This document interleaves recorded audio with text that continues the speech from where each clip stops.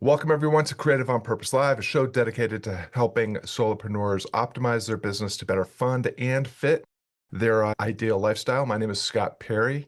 I am the publisher of the Purpose-Driven Prosperity Model on Substack and your guide in the Solopreneur Success Circle community to help leverage the power of collective momentum to help you collapse time to target with all of your solopreneur goals. Could not be more thrilled to have Jennifer Cahill with me today. Jennifer, please tell our viewers a little bit about who you are, what you're up to these days, and where can people go to learn more about you and the difference you're making. Oh, thank you so much. It's great to be here with you, Scott, and with your audience. So I am Jennifer Cahill, as we were saying. I added the K to my name in a branding way when I wrote my first book when, God, that was like 2013, I think it came out. And funny little side story, I just posted an article about this on LinkedIn. At that time, Scott, it was the first book I published. I was building a legal recruiting firm that I later sold in 2018. And so everything for me was about job hunting, and the job was called Stop Hoping, Start Hunting, a job seeker's guide to finding their dream job. And the other day I was on a call with a mentor and dear friend of mine, and she said, we were talking about her book that's about to come out and virality. And I was like, oh, did I ever tell you my book went viral on Conan O'Brien? And she said, no, you failed to mention that. So what happened is I was actually doing a real book tour at the time in 2013 with my publicist, who was this amazing guy who got me on ABC, NBC, Fox, everywhere. And I was stopping by my office on the way to a taping of Conan O'Brien, where I'd bought VIP tickets from my mother-in-law at the time and her niece. And my right hand, Scotty, says, bring a copy of your book for Conan. And I said, Scott, I'm not being interviewed on Conan. And he said, you never know. He just got fired from The Tonight Show. You should write him as a gag. Good luck one day finding your dream job. So long story short, show up, we're audience members. We go and I'm sitting in the audience, and 5 minutes and 55 seconds into his opening monologue, he makes a joke. Now, it was an inappropriate sexual joke, and I'm neurodiverse and autistic, which I only found out a few years ago, which means my brain operates totally differently than the normal people and often gets things a few milliseconds before an average person does. So I start laughing at the joke before he's finished it, and the camera pans to me at that moment, Scott. Now, at that point, I was working with the most corporate of corporate clients you could imagine. Westfield shopping malls, Paul Hastings, like the biggest law firms you can imagine. And the camera pans to me about the sex joke, and I try to cover my face. And I'm like, no, I can't feel it. So anyways, I share all of this because I recently wrote an article. One of the places you can find me is I write a weekly newsletter on LinkedIn called Inspired Living Tools. And my friend Melissa inspired me. She's like, you have to share this story about seizing the moment. So if you want more details on it, you'll have to go and find the episode. I think if you Google my name and Conan, it'll pull up for you, but you can also find the article on it.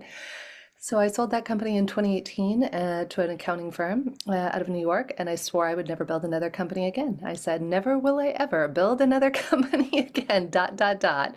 And later that year, I was actually living in Europe. I had moved to London and Paris, and I was enjoying life, Scott, like magic and miracles, going on 5-hour croissant hunts with my husband and dog, and just enjoying luxuriating and not working. I had to consult a few hours a week for the company I sold, but very little. And in the midst of all that, I got invited to co-found a new company. And I was like, oh, I don't know. First, she offered me an advising role, and then next thing you know, it was co-founding. And then after about 4 years now, we've developed a technology that mirrors my spidey sense for matching people. And that is really my gift. That is why I'm here, Scott, is to be the fairy godmother of human connection, which I do technologically using our software OptiMatch, om.app/survey. If you want to try it, it's free. Anybody can try it out. We normally service business clients or leaders of communities or events who want to use it for enhanced matching with their members and greater connectivity and engagement, though I do some consulting for organizations to help them build stronger teams that are better engaged. And that's what I do. I travel the world speaking, connecting. I have my own podcast called Super Connections. So if you want to connect with me, LinkedIn is always a great place. Just Google Jennifer Cahill. You can find me there or at jennifercahill.com. Love it. I have to admit before I ask the next question that one of my guilty pleasures is at the end of my day, I listen to episodes of Conan O'Brien's podcast because he tells a lot of inappropriate jokes, and it's just insanity and silliness. He interviews really interesting guests. So I love that story about the connection with Conan O'Brien. I also am interested a little bit in what you used to do, but what how I collided with you and your work is through some mutual friends and Nick Peterson's Guardian Academy Network, Mary Alouche and John Hurry and some others said, "Oh, you really should check out Jennifer. She's doing amazing work." And so I went to your former podcast and tuned into episodes with Deepak Chopra and is it Donald Hoffman? Do I have Yeah. that right? I just finished his book, Oh, and I'm actually starting it through a second time because it kind of blew my mind. Um, and so a lot of what has initially attracted me to you and your work is all the discussion around consciousness. So I'd love to dive into that a little bit. But before we do that, I'm always interested in how people came to be doing what they're doing. I'm guessing little 9-year-old Jennifer without the K Hill.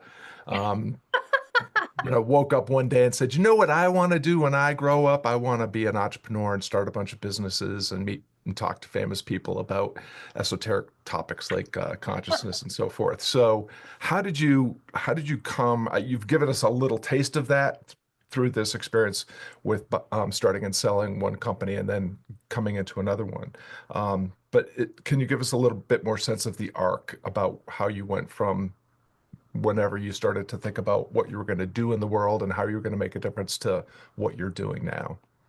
yeah, it's funny. I wasn't 9. I was 5 years old when my grandfather did a once a year Fourth of July party. He won all sorts of awards, a Purple Heart, having been shot down and surviving the most times in either Korea or Vietnam. So he would always have these fancy people at his Fourth of July parties, right? And here's little 5-year-old Jennifer without the K in her name Hill, and this general friend of my grandfather. I remember he looks down at me as you do to a little 5-year-old girl. He's like, "Sweetheart, what do you want to be when you grow up?" And I was always very precocious and had different ambitions than other children. And I said, "First woman president of the United States." And I don't even know, like literally, Scott, I think the only reason I had that even in my head, because I knew it was an impossibility. So it just seemed like the hardest thing I could possibly ask for.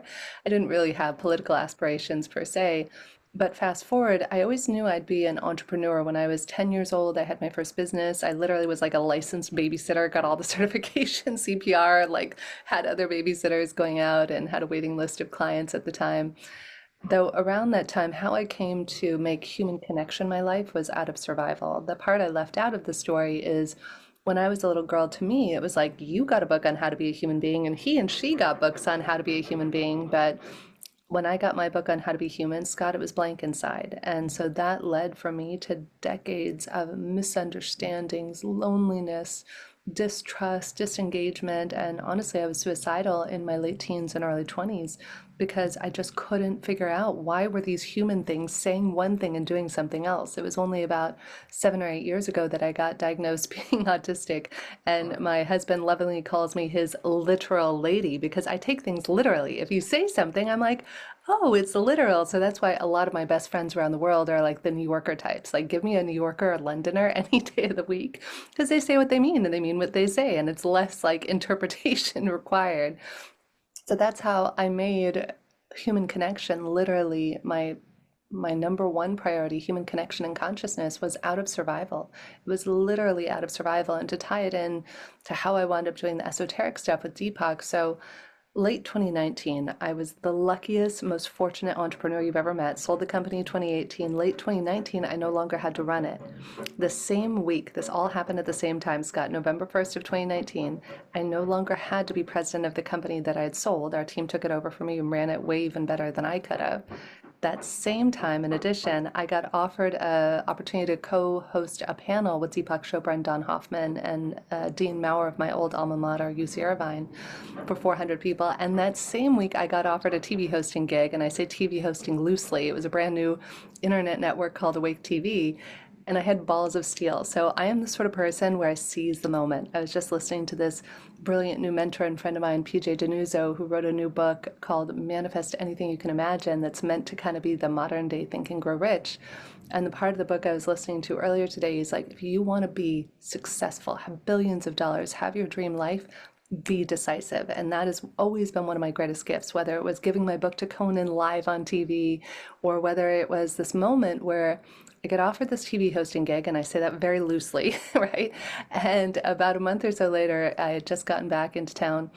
And I was talking to UC Irvine, who's having me do this panel, and I literally had balls of steel. And I said to them, Scott, I said, "Oh, tell Deepak Chopra I saved him a spot on my new television show that he can record with me either before or after a panel on Awake TV." I forget even what the first show was called when I first created it. And I remember exactly where I was. It was one of my best friend's birthdays, and we were in Napa, California, and an 858 number comes in on my phone. And intuitively, I just knew it was Deepak's people calling to confirm the interview. And I didn't know anything, Scott. I knew nothing about producing a television show. They're like, Deepak's people are like, he'll have you pick him up in this sort of a car and needs this. We'll see you in studio. I'm like, I don't have a studio. I don't have any of this. And so I just made it all happen and manifested it. And that turned into the 17-part series that you probably caught a couple of the episodes of. But it turned into a 17-part series that Deepak and Don and I did called Conversations at the Intersection of Cutting Edge Science and Spirituality. Oh, wow. Well, if there's a way to access the rest of those conversations, I would be very interested. Um, There is, I'll so, pause you for one moment. Humanity Stream took our whole series on. So if you go to Humanity Stream, you can find all 17 episodes there. oh, fantastic. Fantastic. So you recently made a little bit of a pivot. I initially heard about you through what now is your older podcast, and I guess just at the moment that you are starting this new podcast that's called Super Connections. Tell us, what does Super Connections mean? What's the intent, and who's it for, and what's the promise that Super Connections is making? I love it. Well, this ties into my dream of being the fairy godmother of human connection, where my dream, honestly, Scott, from the bottom of my heart, is that every human being gets a deep, meaningful relationship to themselves, others, and their purpose, or what I call the golden triangle of connection. So, how that looks and where most of us fail, whether, say, you've had monetary success, you've made millions or billions of dollars. I meet so many successful entrepreneurs, celebrities, etc., and they still feel like a hole is missing in their life. Or you meet somebody who might have a lot of friends who still feels lonely. Well, this is why I call it the golden triangle of connection. And the piece that 99% of us is missing is the deep connection to self. Allows for deep connection to others, which allows for deep connection to purpose. So that way everything begins with you. When you love, accept, and appreciate yourself first, and this came out of deep conscious work and spiritual work and 2 hours a day that I spend in prayer, meditation, and reflection every day, bar none. This is what I've found. When you fall in love with yourself and you love even the ugliest bits of yourself, like in my case, being bulimic, failing epically in the past, being suicidal, trying to take my own life, if I can love those parts of myself and accept them and allow space for them, then I can love, accept, and be with anything or anyone, and that makes me unstoppable. And that's the promise of super connections, is that you will deeply connect to yourself, others, and your purpose. And just to make sure everybody gets it, the 3 points of the triangle again. Uh, the bottom left, or I guess it's, yeah, my left, the bottom left part of the triangle is connection to self. That to me is the pinnacle of everything. Otherwise, it's like a house of cards that falls down. The bottom right part of the triangle, in case you're listening to this, is connection to others. And then the top of the triangle is connection to purpose. Yeah, well, this is really fascinating. As the face of a brand called Creative on Purpose, obviously, purpose is a topic that I've been wrestling with since I was a very young person.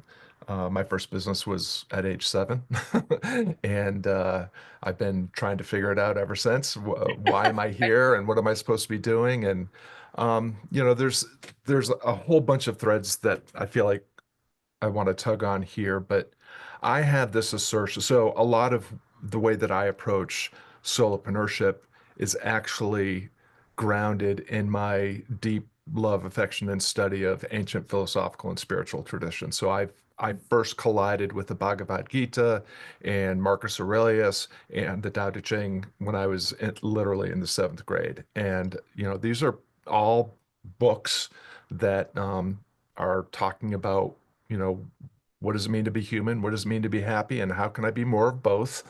And, I think this all kind of circles around this idea of purpose. What I love about for you, when you say starting with connection to yourself, the very first thing I published on Substack, although I'd been publishing for a long time before I got on Substack, is a little manifesto called Start With Who. I think and I'm curious about your perspective on this, especially if you disagree or have an alternative perspective. But this whole idea of start with why is very appealing. I think human beings are naturally just purpose-driven creatures. We are looking for significance and meaning in our lives, and we use our power of narration to figure that out. But starting with purpose, at least for me, starting with why uh, was a real path to conflict and suffering. It wasn't until I really took a long look at myself and what my values were, what my guiding principles were, um, what my innate kind of talents were, that I started to figure out who I really was and what I was really good at, which enabled me to figure out where I really belonged, which is with people who share my values and need my talents to enhance their lives. And that is what helped me arrive at a sense of purpose. And purpose became kind of an emerging quality. I didn't like find it and then get to act upon it. I saw a very hazy outline of it, and I just kept doing things and figuring things out until the purpose became more clear and I was able to activate it more. So I'm just curious about, in that model, which I really, the golden triangle, which I really love, I am seeing something that feels like or sounds like it is an equally integrated approach. Like, start with yourself, figure Mhm. out how to connect with others. I'm assuming the right others, and then the ultimate destination is that sense of purpose. So if you don't mind going through your process a little bit more, I'd love to hear a little bit more about how you think about that. Yeah, absolutely. So I'll backtrack and go a little bit into people always ask me, well, how do you connect to yourself? I talk to people from like the most esoteric, already spiritual thought leaders to people who are brand new and have never meditated or done breath work or anything. So wherever you're at is perfect. There is no right or wrong place to be. You just start where you start. And step one is just spend time in silence. The number one secret to self awareness and self knowing is to spend time quietly. We are bombarded by media, social media, our devices, and so many of us just don't sit in stillness. Deepak actually inspired this in me more so than I had already had it before when we met in 2020.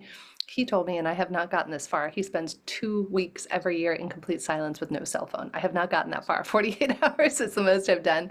And if you're new to this, try spending 1 minute before the top of each hour by putting your cell phone and all your devices down and just sit quietly. The reason so many of us make poor choices in our lives, we marry the wrong person, we wind up in jobs we hate, we wind up resentful and bitter towards our friends, family, otherwise, is because we're being guided all the time by our higher consciousness, by our higher awareness, and yet there's static on the line.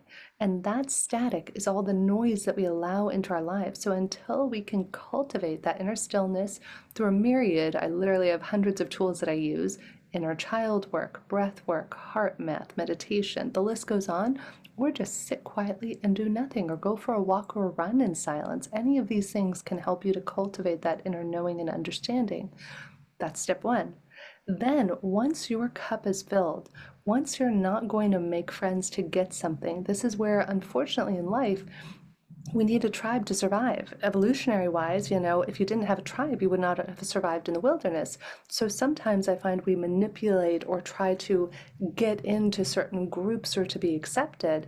And when we come from a place of taking, in other words, I want something from you, I want your love, I want your attention, I want your respect or appreciation, whatever that is, that then becomes a taking relationship, and that is not a true relationship.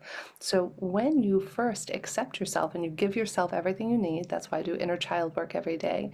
Then when I go to have a conversation with you, Scott, or with Mark or Nick or John or anybody in our networks, then I don't care. Like everybody else is a cherry on top. I love and accept myself. Cool. We talk, we stay friends. Cool. We don't talk, we don't stay friends. Awesome.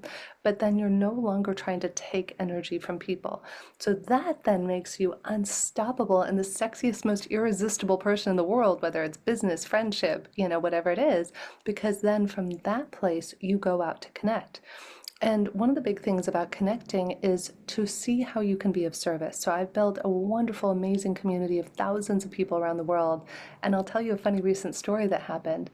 About a month and a half ago, I had a friend of mine who's a super connector out of Australia, and he's like trying to text me all week. He's in Australia, I'm in Lisbon, our time differences aren't matching. And he urgently texts me or calls me actually one Saturday morning. And I normally keep my phone off on Saturdays. He's like, Jen, it's urgent. You must get in your WhatsApp. I said, okay, Johan, is everything okay? He's like, yes, I have a gift I've been trying to give you for a week. I said, all right. So I go get in my WhatsApp, Scott, and he took the 32 people I referred him to over the course of a year. So remember, give before you get. Always ask yourself, how can I be of service to this community, to this person? How can I add value rather than look at what's in it for me? So I had given him 32 referrals. I didn't pay attention. I would have never guessed that. And he put them all into a WhatsApp group called the Jennifer Hill Tribe on WhatsApp. Now that started as 32 people about 5 or 6 weeks ago, and we're now up to, as of today or yesterday, about 122, 123 members of just people who love each other and support each other. And it's so much fun. Like 3 people got added to the group in the last 24 hours. And people are like, oh my God, these are my favorite humans. Oh my God, I love these people. And that's what's possible when you just come from a place of generosity of spirit, not generous because you're trying to get something in return, but curious too. Whenever I get on a call with somebody, Scott, my favorite question to ask them is what lights you up? What matters to you? What's alive for you right now? And then I take copious notes. So every time I connect with somebody, I have the person's name, who I'm speaking to, who referred them, so I can always thank great referrals.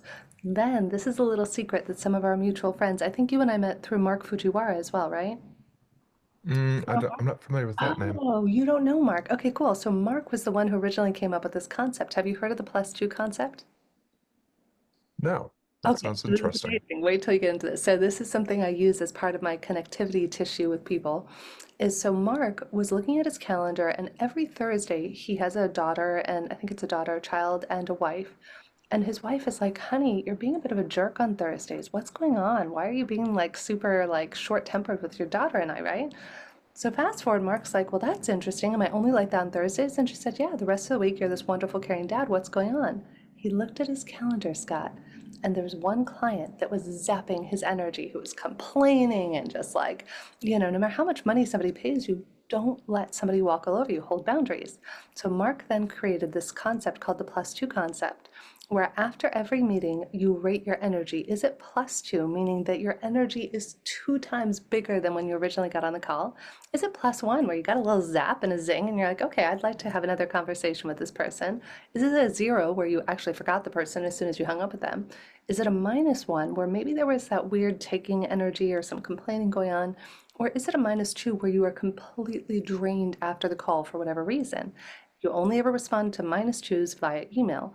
And then the plus twos, you refer other plus twos to each other, and it creates this circle of this connections. So our friends and I and our tribe and in our extended circles, we have agreement that we share plus twos with each other. And then you just get this massive vortex of energy that flows that we all share with each other around the world. Mm, wow. Okay, well, I have a bunch of reflections, and I'm gonna figure out how I get into the WhatsApp group. But Would you like to be invited, Scott? We can actually add you to I the tribe in I real. would love. I'm not on WhatsApp, but I'll get on WhatsApp if I can get some of that juju. I'm in. So it's I love that frame that you just shared with me, because I have a thing that I call the zest barometer, and I Mm, use this with my clients, and basically the idea is, if you find yourself consistently exhausted by doing what you do or being with the people that you're with, then it's a signal, and the signal is either you're doing the wrong thing or mm, you're doing the thing wrong. And it's a way, the reason I came up with that framework is because I'm a quick start and a high implementer, right? I love to come up with ideas, and then I love to just start building things. And so I consistently would start something like burn something to the ground just because I got bored with it or didn't work as well as I thought it would. And I built something new. Thing about doing that is it takes a lot of resources, time, energy, money, and effort to start a new thing. It takes way less to optimize something that's already working a little bit. And so what I learned is I don't need to quit something just because I don't think it's working. Like, I can take a minute to look and see, okay, am I doing the wrong thing? Which is possible, but more frequently I would find, oh, I'm just doing it wrong. Like, I'm doing way more than I have to do. I can simplify the system, optimize the less efficient parts, and I can make this thing work better, which will save me a lot of time, money, and energy and effort. So I hear that rhyming a little bit with that model that you just shared with me. I also really love the idea of embracing our inner sufficiency that you kind of started with, which is this idea that we're born sufficient and whole, possessing everything we need to strive and thrive in this world. And there's no missing pieces. There's nothing broken. So just start where you are with what you have and do what you can. I love that idea that you shared at the very beginning. And then this whole idea of stillness, I use the term equanimity just because it's fun to say. It's got lots of mouthfeel to it. But, I get that part of it too. Like, I think that's, and you also spoke to this idea of like doing things from the inside out, which I'm really big on. Like my whole journey with what I'm doing now, as opposed to what I did as a professional musician for almost 25, 30 years has been built around how to find stillness in the storm. Like if you're going to be an independent business owner, your life is fraught, that period.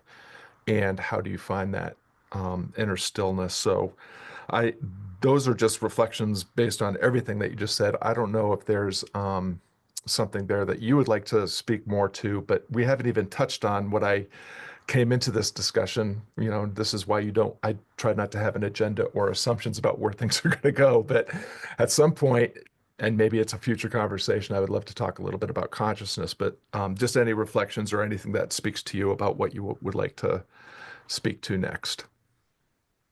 Yeah, so let's tie in how consciousness is actually underlying everything we've talked about thus far. Everything is whole and complete, including every idea we talk about, everything. In fact, I'm going to tie in a fun story about consciousness right now. So, when I started working with Deepak in January of 2020, we did our first episode and then went on to do all these other ones. So, about a month or two after that, right before COVID happened, everything was starting to go haywire. I was living in Paris at the moment. It was around, I think, March 6th of 2020. I was sitting on the couch in Paris, overlooking the Eiffel Tower, enjoying a glass of wine and reading a book, Greg Braden's book, Divine Matrix. And Greg writes in the book, the square root of 1% of the population meditating at the same time can shift the consciousness of humanity. And it was like lightning hit me, Scott. In that moment, I was like, oh, we just need to do a global meditation to help the world right Mm. now. So in that moment, I called Deepak, I called HeartMath, I called the Kabbalah Center, I called all these people I had contacts with. And I said, we're going to do a global meditation in 3 days with over 100,000 people to help shift the consciousness of the planet. Like, I'm very good, like you, I'm like a 10 quick start and really good at making things happen. So Deepak's like, I'm in, Jennifer, we're going to do this. I'll invite the Dalai Lama. He's wonderful. He's a friend. We'll see if he can join us. This all happens. So I have this thing I like to do where I have a metaphysical board of people where I like to go into a meditative state. One of my dear, dear friends and mentors who passed away about a year ago was like a second dad to me named Dr. Mark Golston. I don't know if you ever come across his work, his book. Drop what you're doing, go read his book, Just Listen. It's the best book in the world on listening. So Mark first taught me about his metaphysical board, how he taught to his mentors who were his Dead Mentors Society, I think is what he called his, where he would talk to people who were living or dead, like Larry King was one of his dead mentors and many other great people. So this particular day, I'd already used this technique before. I would like meditate on Bill Gates or Oprah and ask them for business advice.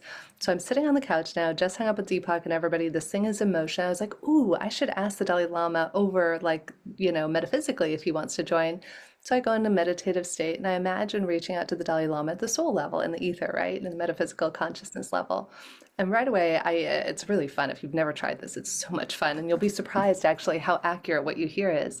So I reach out to the Dalai Lama at the soul level and he says, I said, Your High Holiness, this is Jennifer. I'm a friend of Deepak's who's going to be inviting you to this event. I'd love to have you join me. And right away, he gives one of his like classic giggles and is just like, stop with the High Holiness, drop all the formalities. Thank you. I would love to join you, but it's going to be my 12:30 a.m. I won't be able to join you. However, I need you to consider something before you do this. And I said, okay. This is all while I'm in a meditative state. And I said, what? And he said, well, if you're doing this because you think something is broken and needs to be fixed, in other words, if you think the world is broken and that you're going to try and fix it, you will not be able to make the difference that you want to make in the world. However, if you can first see yourself as whole, complete, and perfect, and the world as whole, complete, and perfect, and if you can do the event from that context, it's from the place of seeing everything as already whole that you will make the difference you want to make in the world. Mm.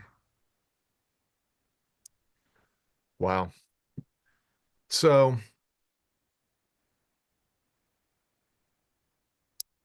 what is consciousness? Well, if you really want to geek out, I could send you a beautiful paper that Don wrote. If you thought Don's book was good before, even if you want to read it in between, remind me after the show, and I'll send you this paper he wrote on Markovian kernels and Don's mathematical theory for consciousness, which resonates deeply. So I've studied Kabbalah, Buddhism, Christianity. I've studied so much of it in the search for what is consciousness. Why are we all here, right? And I'll tell you what Don wrote in his paper that we've done some talks on. We might have even mentioned, you might have found it in one of the episodes that was on regarding consciousness. So in Don's paper, he said that according to the math and the science, there is one consciousness. That is it. Hmm. And we have this thing called the theater of space-time. And this theater of space-time gives us this human experience of Scott and Jennifer having a conversation on whatever day of the week it is and whatever theoretical year it is, right? However, you have these things called conscious agents, some of which are projected into the theater of space-time, which is you and I and everybody else listening. And some of this are conscious agents not projected into the theater of space-time, which could account for dark matter, which could account for our deceased loved ones who we're still able to connect to on the other side. And what Don went on to say is that, yes, consciousness is experiencing itself infinitely. The only thing consciousness doesn't have is the ability to limit itself. So that's why we have this human experience. So on the one side, you have infinity, infinite possibilities, which gets into quantum theory and string theory and multiverses and all the things, that there are actually infinite versions of all of us and possibilities for the next word I say, the next thought I think, right? So in this theory that you have one consciousness, well, then you might ask, and Don and I had this conversation over a cup of tea a couple of years ago, and I said, well, Don, why are there murderers? Why are there pedophiles? Why are there these horrible experiences? Why would there be death? And he said, well, imagine if consciousness is infinite and it wants to limit itself, it's omniscient, it's omnipresent, then the only way it has to limit itself is to give itself free will to express itself in an infinite variety of ways that includes war, destruction, genocide, pedophilia, etc. And for me, that's what consciousness is that you have this infinite consciousness experiencing itself as all potentialities, that we have our limited experience of Scott and Jennifer. And actually, it was a couple months ago, I had a really profound meditative experience that a friend of mine took me through. Shout out to Keith Hodges. He did this beautiful session for me. I was feeling very down. It was right after there was a lot of turmoil at the end of last year.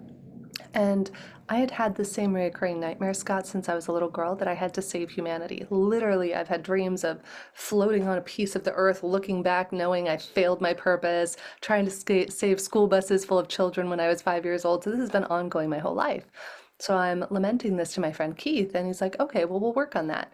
So I go into this meditative state, and Keith starts to guide me, and then whoosh, the universe is laughing its butt at me. It's like, you do not have to save anyone. Get over yourself. It said, but what you do need to do is recognize the light in yourself, the spark of light in you, and recognize the spark of light in every person you come across.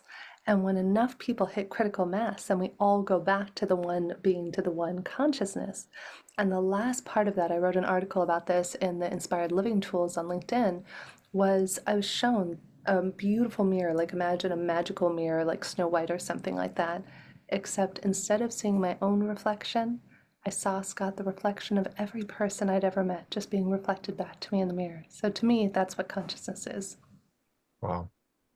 I love that. I, a lot of the things that I've watched that you've produced with the conversations with Don and Deepak and reading his book, and then I've been in conversation with Alan Watts for a very long time, and so all these things kind of jumble together. I'm not sure if I can cite chapter and verse where these things came from, but um, you, you know, one of the things that really has resonated for me um, is, you know, so much of the, like when Deepak is speaking, oftentimes he's talking from his experience with the Hindu faith and or spiritual tradition and that sort of thing. And I am more studied, aware of the things that come from Stoic philosophy and this idea of logos, this animating spark that kind of, and like a lot of other ancient philosophical and spiritual traditions, they all talk about this like it's just one thing, right? Everything is just one thing, and we're reflections of the one thing. So, and the Indra's web from Hindu spiritual tradition, all these things really resonate. You mentioned, and I want to be respectful of your time if you have time for one more question, and then we can start to wrap up. Uh, so I've been thinking a lot about, and for years about the role that fate, destiny, and free will play in all of this. And I keep iterating and improving how I think about these things. And I know it sounds like, why would anybody that, helps people optimize their business talk about these things? But I think it's actually a foundational part of it all. How does, if it does, how does destiny, fate, and free will fit into this idea of consciousness that you just articulated for us? Beautiful. So I'm going to tie in some Kabbalistic principles that I've learned that I think are very apropos to what we're talking about right now. So first, I'm going to go back to the original theory of Kabbalah of where we all emerged from. It's not a religion. It's very important to understand that you can be atheist, you could be agnostic, you could be Muslim, Jewish. It doesn't matter. People mistakenly think it's Jewish. It's just ancient wisdom that predates all religions. So the theory of the Kabbalists goes something like this, and then I'll tie it back into how that ties into free will. According to the Kabbalists, all there originally was light. That was it. All there was light. And we were the vessel to receive it. And we being the sparks of humanity that are the souls that we now know ourselves as, right? And so the light wanted to give. And that's all we did is we received. We received endless light, just all the unlimited blessings, etc. Yet one day, as a collective consciousness, we made a choice that we didn't just want to experience receiving, we wanted to be the giver too. We wanted to be like the light, and boom, we wanted to give and receive simultaneously. And in that exact moment, the Big Bang happened, and we Hmm. broke off into the billions of sparks of light that are now called humanity's souls. Now, here's where it gets really interesting. Now, in order for us to be able to play this game, remember, all we did was receive before. So now we've created a game where we want to give and receive, where we don't just want to receive endlessly, we want to give too. So the analogy that a teacher of mine many years ago gave is it's kind of like a soccer net. So imagine, Scott, that you have a soccer net and you have no goalie in it. And all you're doing all day long is kicking a ball in a net. Well, that would be like the original before we broke off into the sparks. There's no game. If you're just kicking a ball in a net, you can't play a game. What do you need, Scott, in order to play a game? Competitors? Yes, you need an opponent. So in that moment, we chose to create our own opponent, our own goalie. You know what that goalie is? It's our ego. Hmm. That's where the free will comes in.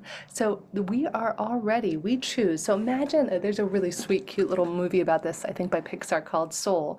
So imagine you're up there in Yeah. film school, right? And you're up there and like all of a sudden you're experiencing endless light and you're like, oh, I really want to go get a PhD in abandonment. Okay, let me look at all the potential parents I could have.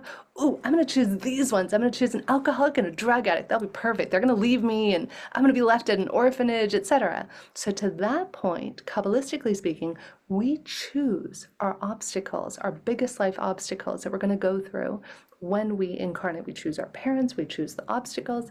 Then, where free will comes in, there are Hmm. going to be certain obstacles that we're going to go through because we chose a curriculum. It's the same thing. It's like, oh, I'm going to take psychology and creative writing, and you're literally choosing this curriculum in advance. Then, fast forward, once you get through that, you're in life. How quickly you graduate depends on how reactive or proactive you are.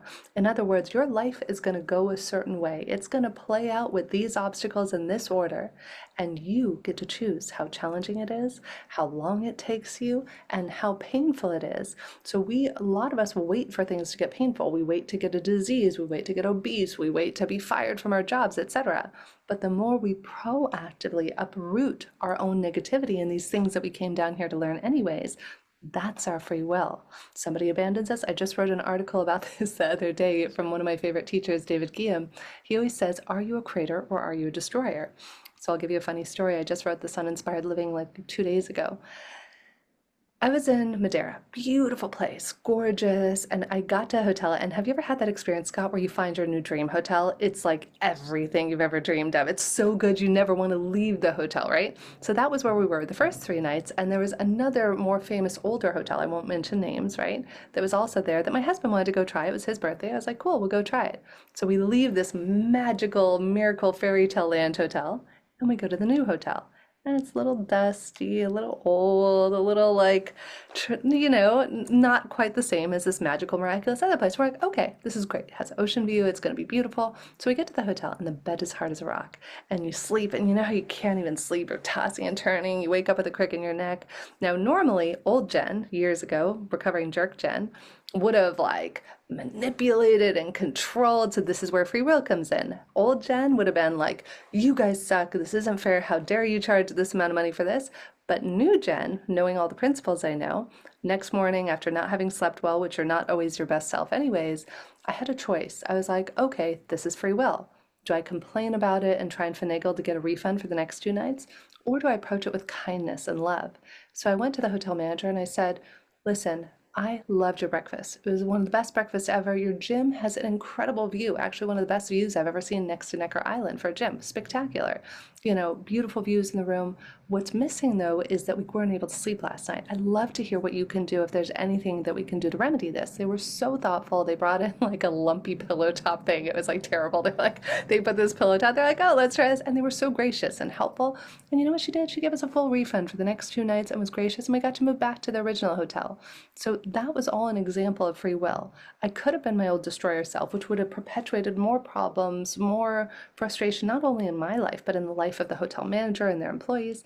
But because I approached it from a place of unconditional love and compassion and accountability and ownership, then we were able to come up with a solution that worked for everybody. Is that a good example to kind of illustrate that? Mm, yeah, no, I love that. I mean, the determinism and the other elements of Stoic philosophy are things that I continue to wrestle with, and my latest view is I try to keep things as simple as possible and just come from a place of first principles and put these assertions in the world. And for me, destiny is what's going to happen.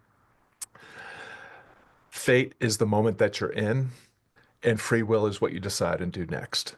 And I think that what you just shared is a perfect illustration of that model, which would most of my Stoic friends would argue with me about all of that, and that's fine.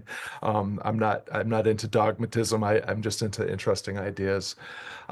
You've been very generous with your time. This has been a fantastic conversation. I hope that we can do this again, and at the very least, maybe in your WhatsApp group. But you are doing amazing work. You have such a great story, and you are obviously, by just all the names that were mentioned, a super connector. So it's thrilling to get to have this conversation with you. I'm a big fan of the new podcast. We haven't talked about heart math or any of these other things that I have all sorts of questions about because I don't know anything about them.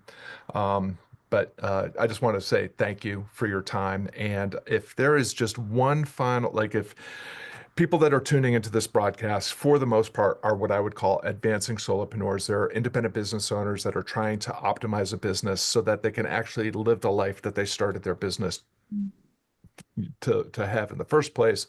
If there is just one final anecdote or idea, concept, principle, anything that you have to just wrap things up. If someone's tuning in and just wants to know, like, what's the next thing I should do so that I can start stepping into possibility with the kind of business that I dream of having, what would you tell them? Great question. What I would offer you is if you want to know what you're committed to, look at what you have. Now, you might be angry, you might be upset, you might be like, oh, screw this, Jennifer. I look at this and I will tell you quite frankly how this showed up in my life as an entrepreneur, and I'll tell you how you can account for this and you can make a shift proactively if you choose to. I have business coaches, masterminds. I'm a part of wonderful teachers and mentors who help me. And something I always take my own coaching clients through, I work with a handful of executives at any given time, is something called the 168-hour exercise that one of my teachers taught me, which we all have 168 hours in a week. That's our time from sleeping to eating to podcasting, whatever it is. That's how much time you literally have to invest in a week. And if I'm being very candid with you, we have Optim. It's great. It's been, we have clients and things are going well. And we've been fundraising on Knob. We had somebody who wanted to potentially acquire us. That was all great. But we didn't close capital yet. We had somebody who was going to be our lead. And I was feeling frustrated about it. I was like, oh, this isn't fair. Why is it this way? We should have closed capital. It's because women only get 2% of the capital, right? Like shame, blame, justify, complain about it, right? As an entrepreneur. And then one day I thought of this quote and I did the 168-hour exercise on myself. And I was like, wait a second, look at what I am committed to. I've been to Necker Island twice in the last 6 months. I get to travel the world. I get to meet amazing people. I've been to Dubai. What I've been committed to is traveling the world and connected people. What I haven't been committed to is fundraising. And that hit me like a ton of bricks. If I had been committed to fundraising and if I put as much time, money, and energy into fundraising as I did, into traveling and flitting around and meeting interesting people and connecting people, I would have fundraised this company 3 times over. But it's in those moments where if you look and you see, if you want to know what you're committed to, look at what you have. Start with yourself, do the 168-hour exercise, and you get bonus points if afterwards you look at that exercise and you highlight all the things in green that give you energy, all the things in yellow that are neutral, and all the things in red that drain your energy, and make different choices. I love it. Well, I want to thank everyone for tuning in. Jennifer and I really appreciate the gift of your time and attention. I hope that something that from this conversation inspires you to take a bolder step into possibility with you and the difference that you're making. If you're listening on any of the social platforms or YouTube, please drop a question or a comment. If you're listening on podcast, please give us a 5-star review and a 5-star rating and a review. It really helps more of the right people collide with this content and help them get closer to what they want to accomplish in their lives. Jennifer, a real pleasure. Thank you so much. And I hope we can do it again. Thank you.